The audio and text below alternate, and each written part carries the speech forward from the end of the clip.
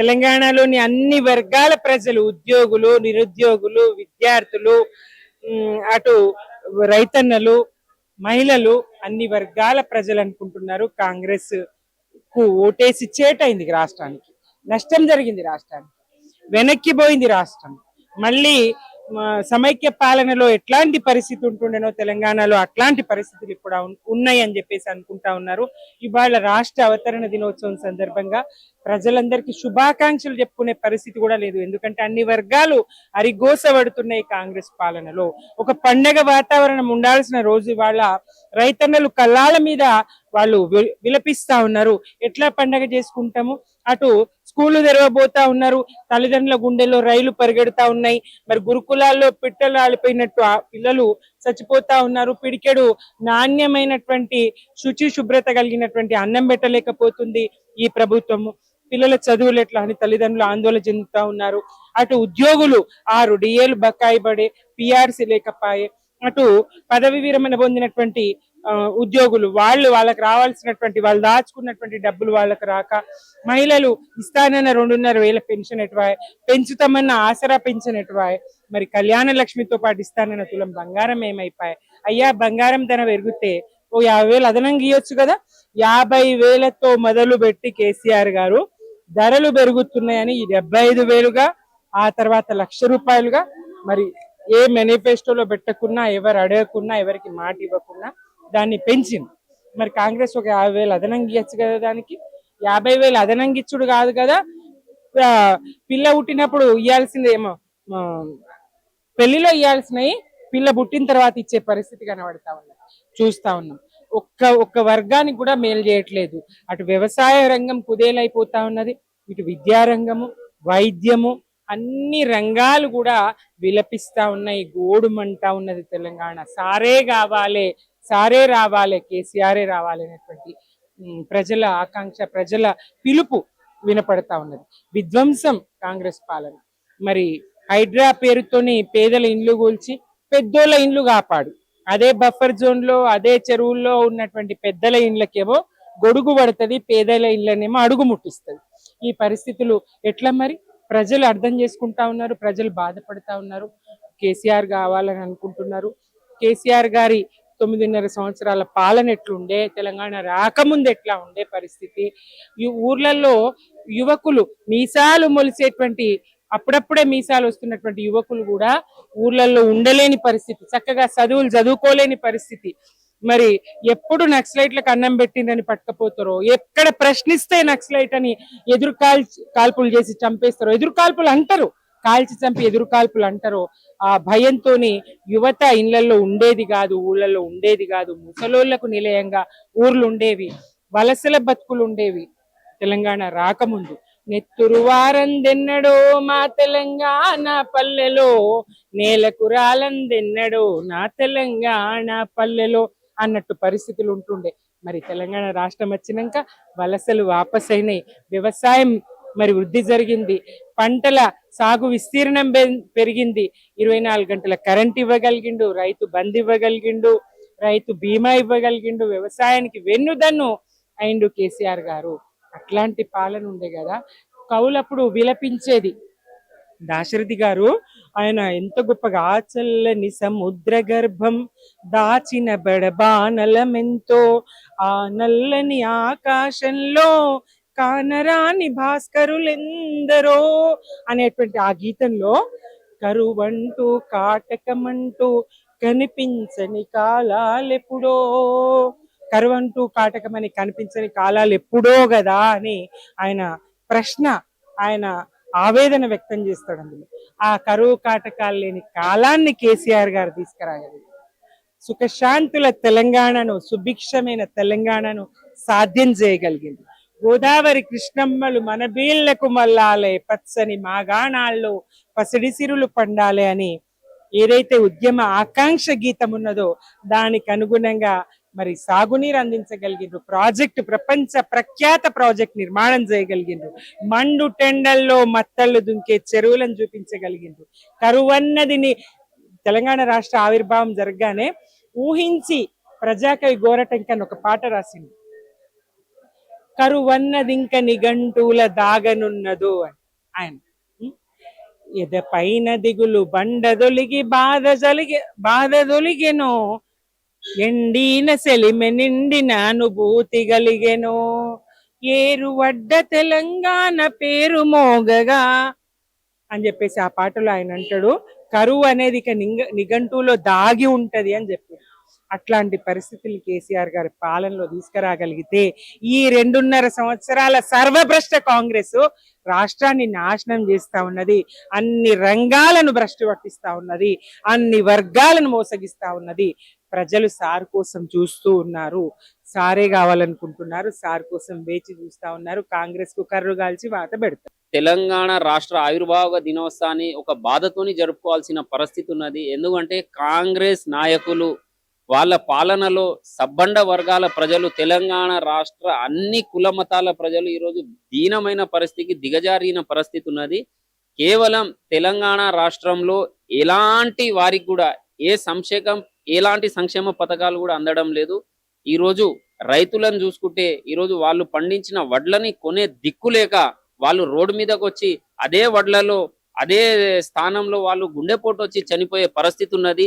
గుండెపోటు వచ్చి చనిపోతున్న రైతులను చూసి మరి ఎలా ఈ రాష్ట్ర ఆవిర్భావ దినోత్సవాన్ని సంతోషంగా జరుపుకోవాలంటే ఈరోజు మనసు ఒప్పుకోవడం లేదు.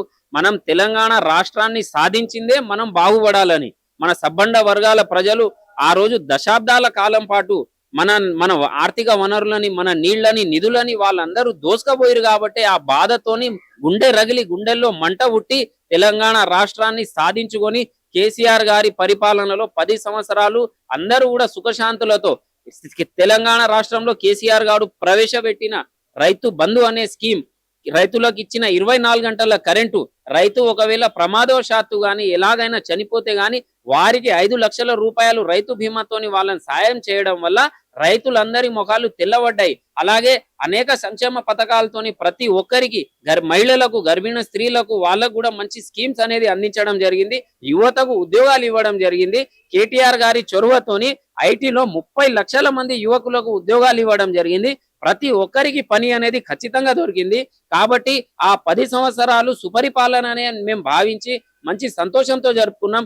ఈసారి మాత్రంగా కాంగ్రెస్ ప్రభుత్వం ఎప్పుడైతే రేవంత్ రెడ్డి గారు గద్దెనెక్కి కూర్చున్నారో దరిద్రం చుట్టుముట్టైంది, ఆయన కొంప ముంచింది. హైడ్రా అనే దిక్కుమాలిన పాలసీని తీసుకొచ్చి ఈరోజు తెలంగాణలో రియల్ ఎస్టేట్ లేకుండా చేసిండు. అలాగే ఈ రోజు రైతులని హరివోస పెడతా ఉన్నాడు. రైతులకు బోనస్ ఇస్తా అని చెప్పేసి బోనస్ వద్దు ఏమొద్దురా నాయన, మేము వండించిన వడ్లను కొనమంటే కొనే దిక్కు లేకుండా చేసిండు ఈ రోజు రేవంత్ రెడ్డి. మరి ఇలాంటి పరిస్థితిలో మరి ఎలా సంతోషంగా జరుపుకోవాలో మరి ఈ తెలంగాణ పాలిస్తున్న కాంగ్రెస్ సన్నాసులను అడగడం జరుగుతుంది. ఈ రోజు కాంట్రాక్టర్లను కూడా ఇవాళ నిట్టెట్ట ముంచుతా ఉన్నారు. ఆర్థిక మంత్రి మన బట్టి విక్రమార్క గారి ఛాంబర్ లో వెళ్ళి ఈ రోజు వాళ్ళు ధర్నా చేయాల్సిన పరిస్థితి ఉన్నది. 30% కమిషన్ ఇస్తే గాని ఈ రోజు బిల్లులు క్లియర్ గాని పరిస్థితి ఉన్నది. ఖచ్చితంగా వాళ్ళకి చెప్పాలంటే కాంగ్రెస్ నాయకులకు సోయి లేకుండా ఇవాళ పరిపాలన సాగిస్తా ఉన్నారు. కేవలం తెలంగాణ ప్రజల రాష్ట్ర డబ్బుతోని కొన్న హెలికాప్టర్ ని ఇవాళ కేరళ రాష్ట్రంలో, తమిళనాడు రాష్ట్రంలో, వెస్ట్ బెంగాల్ రాష్ట్రంలో రాహుల్ గాంధీ ఆయన ఏదో పర్సనల్ వెహికల్ ని వాడినట్టు వాడుతా ఉన్నాడు. ఇది తెలంగాణ ప్రజలకు అవమానం. రేవంత్ రెడ్డి గారు మీరు గుర్తుంచుకోవాలి, మీకు అంతా ఆయనకు సేవ చేయాలనిపిస్తే పోయి ఢిల్లీ పోయి ఆయన సంఖలో జొర్రి ఆయన సంఖ నాకు గాని తెలంగాణ రాష్ట్ర ప్రజల డబ్బులతో ఉన్న హెలికాప్టర్ ని నువ్వు ఈ రోజు రాహుల్ గాంధీకి ఇవ్వడం అనేది విషయం ఏదైతే ఉందో దీనికి తెలంగాణ పౌరుడిగా, తెలంగాణ బిడ్డగా నేను ఖండిస్తా ఉన్నాను. ఖచ్చితంగా బిడ్డ నువ్వు రాబోయే రోజుల్లో చూసుకో, తెలంగాణ ఆర్థిక వనరులను మొత్తం దోసుకెళ్లి నువ్వు ఈ రోజు పెట్టుబడి రూపంలో ఈ రోజు నువ్వు రాహుల్ గాంధీకి ఢిల్లీకి మూటలు పంపించడంలోనే నీ పాలన అయిపోయింది. ఈ రోజు నిరుద్యోగులను పాపం వాళ్ళని హరివోస పెడతా ఉన్నావు. నువ్వు ఏదైతే రాహుల్ గాంధీని తీసుకొచ్చి అశోక్ నగర్ చౌరస్తాలో మీటింగ్ పెట్టించినావో, నీకు గుండె నిండా ధైర్యం ఉంటే నువ్వు మొగోనివి అయితే నువ్వు ఖచ్చితంగా ఈ రోజు దిల్సుఖ్ నగర్, అమీర్పేటను మన అశోక్ నగర్ చౌరస్తా వచ్చి తీసుకొచ్చే దమ్ముందా నీకు? ఈ ఖచ్చితంగా నువ్వు నోటిఫికేషన్ ఇచ్చే నీకు సోయి లేదు. నీకు ఉన్నదంతా ఒకటే తెలివి. ఈ రోజు నీ క్యాబినెట్లోనే నీ మంత్రులే కొట్టుకుంటా ఉన్నారు. తమ్మక్క సారక్క తల్లి జాతర గురించి, ఆ టెండర్ గురించి పొంగులేటి అలాగే కొండా సురేఖ కొట్టుకుంటుంటే దానికి కూడా నువ్వు సమాధానం చెప్పలేక ఇవాళ దాటేస్తున్నావు. మీకే తెలంగాణ రాష్ట్రాన్ని, తెలంగాణ ఆర్థిక వనరులని, తెలంగాణలో ఉన్న డబ్బులని ఎట్లా దోసుక తినాలనే ఆ కాన్సెప్ట్ తప్పిస్తే తెలంగాణ ప్రజలు మాకు అవకాశం ఇచ్చారు కదా, వీళ్ళని ఎట్లా గుండెల్లో పెట్టుకొని చూసుకోవాలి, వీళ్ళకి ఎట్లా మంచి పాలన అందించాలనే ఆ కనీస సోయి లేని దద్దమ్మ ముఖ్యమంత్రి ఈ రోజు రేవంత్ రెడ్డి కావడం మన అందరి తెలంగాణ ప్రజల దురదృష్టకరం. అది అయితే జూన్ 2 రాగానే కొన్ని హామీలు అయితే అమలు చేస్తానని కూడా కొన్ని సీఎం రేవంత్ రెడ్డి గారు అయితే మాటలు చెప్పారు. మరి ఈ రోజు హామీ అవి అయ్యే అవకాశం ఉందంటారా? ఇప్పుడు వాళ్ళు కాంగ్రెస్ నాయకులు చెప్పేవే దొంగ మాటలు. ఖచ్చితంగా ఎట్లా అంటే వచ్చిన 100 రోజుల్లోపే గ్యారంటీ కార్డులు అని చెప్పేసి ఇదే బట్టి విక్రమార్క, ఇదే రాహుల్ గాంధీ, ఇదే మన రేవంత్ రెడ్డి గ్యారంటీ కార్డులు అనేది అందించడం జరిగింది. ఆ గ్యారంటీ కార్డులు 100 రోజుల్లోపు అమలు చేయకుంటే మమ్మల్ని అడగమని చెప్పింది. మరి దిక్కుమాలిన నేను అడుగుతా ఉన్నాను, ఎటు పెట్టుకోవాలి, ఏడ పెట్టుకోవాలి? మీరు ఇచ్చిన గ్యారంటీ కార్డులు ఎవరికి ఇవ్వాలి? మేము ఆ గ్యారంటీ కార్డులు ఢిల్లీ పోయి రాహుల్ గాంధీకి ఇవ్వాలా, జూబ్లీ హిల్స్ బంగ్లాలో కూర్చున్న ఈ రేవంత్ రెడ్డి గారికి ఇవ్వాలా, లేకుంటే మన భట్టి విక్రమార్ గారికి ఇవ్వాలా? ఎవరికి ఇవ్వాలి? ఇది మీరు ఇచ్చిన 100 రోజుల్లో అమలు చేస్తున్న హామీలన్నీ, ఈ రోజు మీరు అమలు చేసిన హామీలన్నీ మీతోని చేత కాకనే అబద్ధపు మాట, దగాకోరి మాటలు చెప్పి ఈ రోజు తెలంగాణ ప్రజలని మోసం చేసి మీరు గద్దెనెక్కి కూర్చోవడం జరిగింది తప్పిస్తే మీ పైన నమ్మకం లేదు. మీతోని తెలంగాణ రాష్ట్రాన్ని పాలించే హక్కు కూడా మీకు లేదని చెప్పేసి నేను తెలియజేస్తా ఉన్నాను. తెలంగాణ ప్రేమ ఉంటే జరిపేవాళ్ళు. వాళ్ళకి మొదటి నుంచి తెలంగాణ మీద ప్రేమ లేదు. అసలు తెలంగాణ రాష్ట్రం రావద్దు అని కోరుకున్న వాళ్ళు కాబట్టి ఎలా జరుపుతారు వాళ్ళు? ఏదో అట్లా కంటికి తొడుపుగా జనాలు కనబడాలి కాబట్టి ఏదో డ్వాక్రా మహిళల్ని వాళ్ళని వీళ్ళని మీరు రాకపోతే మీకు లోన్లు ఇవ్వం, లేకపోతే ఇది చేస్తాం అది చేస్తామని బెదిరించి అది నింపి ఏదో కంటి తుడుపుగా చేశామా అంటే చేశాము అని చెప్పి చేశారు. కానీ మేము ఈ రోజు తెలంగాణ భవన్ లో రాష్ట్ర వ్యాప్తంగా ఉన్న మా తెలంగాణ బీఆర్ఎస్ పార్టీ ఆఫీసులలో గాని, గ్రామాలలో గాని, ఇంటింట్లో కూడా అంటే కామన్ గా ప్రజలందరిలో కూడా ఆ సోయి వచ్చింది. ఎందుకంటే బీఆర్ఎస్ పాలనలో ఉన్నప్పుడు గత పాలనలో ఎంత సుభిక్షంగా ఉన్నాము, ఎంత సంతోషంగా ఉన్నాము అనేది ప్రతి ఒక్కరు చూశారు. అంటే ఆ అభివృద్ధిని అందరూ కూడా టేస్ట్ చేశారు. కానీ ఇప్పుడు ఏదో మార్పు అని అబద్ధపు ప్రాపగండ సృష్టించి ఏదైతే అబద్ధపు హామీలని లేకపోతే అన్ని అబద్ధాలు చెప్పి ఇప్పుడు గద్దెనెక్కిన గవర్నమెంట్ లో ప్రతి ఒక్కరు కూడా కష్టపడుతున్నారు, గోసపడుతున్నారు. అందరూ కూడా ఎప్పుడెప్పుడు ఈ దరిద్రం పోతది, మళ్ళీ మా కేసీఆర్ సార్ ఎప్పుడు వస్తారు, తెలంగాణ రాష్ట్రం మళ్ళీ ఎప్పుడు వెలుగులతో నిండుతుంది అనేది ఎదురు చూస్తున్నారు. ఆ ఎదురు చూపులోనే ఈ రోజు ప్రతి ఒక్కరు మనసులలో ఇళ్లలో కూడా తెలంగాణ ఫార్మేషన్ డేని అంటే ఈ విలువ తెలిసి వచ్చింది. వాళ్ళు ఏదైనా ఒకసారి ఒక వస్తువు విలువ అది లేనప్పుడే తెలుస్తుంది. అది ఎప్పుడు మన కళ్ళ ముందు ఉంటే దానికి తెలియదు అన్నట్టు ఇప్పుడు పోగొట్టుకున్న తర్వాత మన కేసీఆర్ సార్ ఏం చేసిండ్రు మన కోసం అనేది తెలిసింది. ఒక ఎగ్జాంపుల్ చెప్తా. యాక్చువల్ గా నేను కరీంనగర్ జిల్లా, నేను చిన్నప్పటి నుంచి మా గ్రామంలో మేమున్న ఏరియాలలో అసలు నీటి ఇబ్బంది అంటే తాగడానికి కూడా నీళ్లు గంటల కొద్దీ నిలబడి మన ఇంట్లో అవసరాలకు గాని తాగడానికి గాని పొద్దుగల 4 గంటలకు లేచి లైన్లు కట్టేటోళ్ళు మా అమ్మ మా చెల్లెలు అందరు కూడా మేము గాని. అయితే మా నాన్న అప్పుడు వెల్డింగ్ షాప్ నడిపించేటోడు, మోటార్ వైండింగ్ అదంతా.